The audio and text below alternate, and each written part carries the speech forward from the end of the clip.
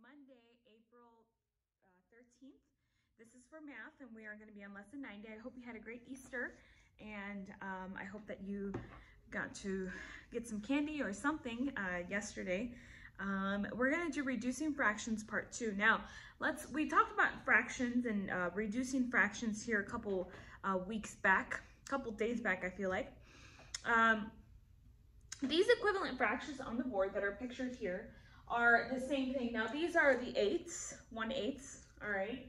And what you're looking at here is 1/2 and 4/8, all right? Now we can reduce this fraction by simply dividing by the greatest common factor, or by a common factor, right? Now I could reduce it here, as I stated before, I could reduce it by, let me get some chalk here. All right, I can reduce this by dividing by 2. Okay, watch this. 4 divided by 2 is 2, and 8 divided by 2 is 4. However, stop there. We know that there's actually, that 2 over 4 is actually not reduced to its lowest term. If you use the greatest common factor for the numbers, if you look at the greatest common factor for the number 4 and 8, it's actually not 2. It's actually 4. But let's go here. Let's suppose that you say the greatest common factor, a number that both these numbers can be divided by and have in common, is the number 2. Okay, you would have 2/4. However, you still have to reduce 2/4. You say, how is that possible? Yes, you actually would have to still reduce it. Okay, because you can still reduce this to its lowest term. Watch as I do this. Okay, 2 divided by 2 is 1, and 4 divided by 2 is 2, 1/2.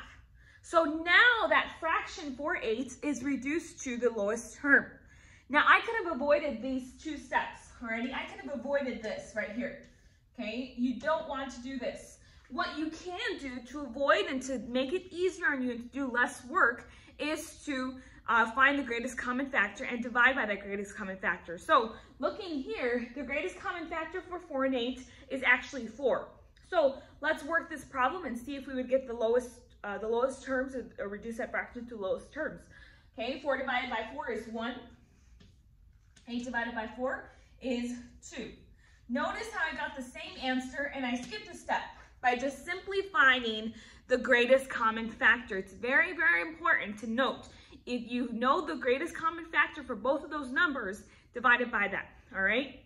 And by the way, you divide both numerator and denominator. All right, let's reduce here. 8 divided by 12, okay? Again, you can think, what does 8 and 12 have in common? Some of you might think, well, 8 and 12 have the number 2 in common, okay? Let's suppose. So let's divide by both to reduce 8/12 to the lowest terms, all right? 8 divided by 2 is 4, and 12 divided by 2 is 6. I am not done here. Why? Because 4/6 is not reduced to its lowest term. I can still reduce 4/6 to a smaller fraction. Now watch as I do this, all right? 4/6, I can divide this by 2. 4 divided by 2 is 2, very good, and 6 divided by 2 is 3. So 2/3, alrighty? Now I just went from here and kind of worked double, because 4/6, think about it, you can still divide that and break it down to a lower fraction. Okay, so with that being said, let's see if we know the greatest common factor for the number 8 and 12, and divided by the greatest common factor, we would avoid these 2 steps. All right, so let's do that. Let's do that together. What is the greatest common factor for 8 and 12? Okay, if you're still struggling with finding the greatest common factor for numbers, remember, you just have to find the factors of 8 and find the factors of 12. Okay, the factors of 8 are 1, and that is 2, 4, and 8. All right, the factors of 12 are 1, 2, 3, 4, 6, and 12. What's the greatest common factor here? The GCF, 4, very good. Okay, so that's how I know that I can reduce this fraction and actually skip both steps, what I just did here, what you see in your book there, by simply just finding the greatest common factor, alrighty? And once I find that, I'm gonna skip these 2, watch as I do this. Okay, 8 divided by 4 is 2, and 12 divided by 4 is 3. Notice how just by finding the greatest common factor here, I skipped these 2 steps.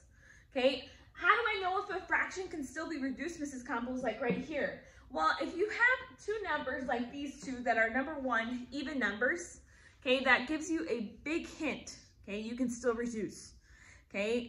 But you see these two numbers here, the 2 and 3?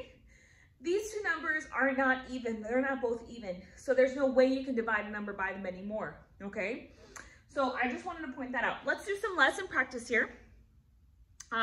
Lesson practice, we're gonna reduce 4 twelfths. What is the greatest common factor for 4 and 12? What is the greatest common factor for 4 and 12? Okay, if you said the number 4, you are correct. Let's divide. How do I know that 4 is the greatest common factor? Sometimes, just once you get the hang of reducing fractions, you're gonna know the common factors for numbers already when you know that the number can be divided by itself here, divided by the numerator here, and that's gonna be a little more simple, alrighty? So 4 divided by 4 is 1, and 12 divided by 4 is 3. So that's reduced to its lowest term, 1/3. 6 divided by 6 over 18, okay? I can divide by 6. 6 divided by 6 is 1, and 18 divided by 6 is 2, 1/2. Okay, and 16 divided by 24, this one's a little harder, but and actually, I have to think here. Okay, good. The greatest common factor for this, let's see. Okay, let's see if you can answer this. Okay, very good. It would be 8. Okay, 16 divided by 8 is 2, and 24 divided by 8 is what? Double check here. 3. Okay, so my answer is 2/3. All right, now that fraction is to its lowest terms. Again, let me just say this again, 5th grade.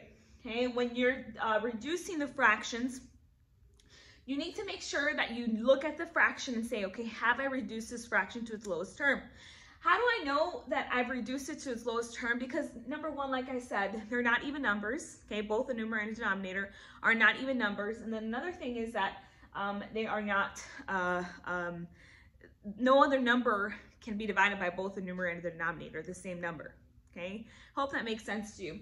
Okay, let's do letter G. Okay, what I want you to do is letter D, E, and F, and I want to see who can answer letters D, E, and F for me, reduce to fractions, on lesson practice here on lesson 90 on page 589, and see if you can either comment on the link below, and or you can also let's see, you can also text me the answers. Alrighty, and I hope that that'll give you some extra points and some extra candy for when you come back, or I might have to mail it.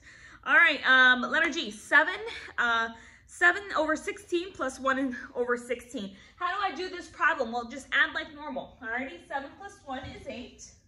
Okay, and 16 stays the same because when adding denominators, the denominator always stays the same. All right, so now that I've got 8 over 16, I know my antennas go up because I know that these two numbers can be divided by one number, and I could reduce that fraction to a lower fraction, to a smaller fraction.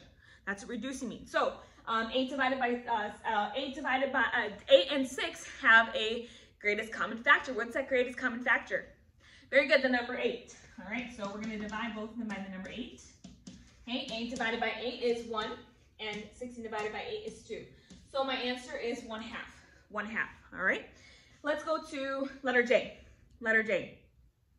Oh, and also let's see if I can have another person give me the answers for H and I. I'll also give you team points. If it's the same person that gives me all those questions, then I'll give you some extra points there as well. Okay, letter J says, write each percent as a reduced fraction. Okay, 25%. How would I write 25%? Okay, some of you were struggling with with percentages. Now, 25% is the same thing as you saying 25 over 100. Okay, so can I reduce this? Yes, I can.